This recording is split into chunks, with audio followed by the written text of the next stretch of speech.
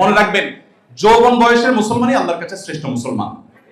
অতএব আপনার যৌবনকে কোনোভাবে আপনি কালিমা যুক্ত হতে দিতে পারেন না। আল্লাহ আপনাদের সবাইকে সেই তৌফিক দান করুন। এখন কথা হলো, ওই যে যৌবনে তারুণ্যে বাবার পকেট থেকে টাকা নিয়ে এসেছেন, মিথ্যা কথা বলেছেন, হালাল হারাম বাজ বিচার করেননি, সেই চেতনা ছিল না। এখন আল্লাহ তাআলা চেতনা যখন ফিরিয়ে দিয়েছেন, আপনাকে সেটা প্রায়শ্চিত্ত করতে হবে। বাবার টাকা বাবাকে ফেরত দিবেন। ফেরত দিতে লজ্জা হয়, স্বীকার করতে লজ্জা হয়, তাহলে সেক্ষেত্রে কোনোভাবে বাবার অ্যাকাউন্টে টাকা ঢুকিয়ে দিবেন, বাস, দ্যাটস এনাফ।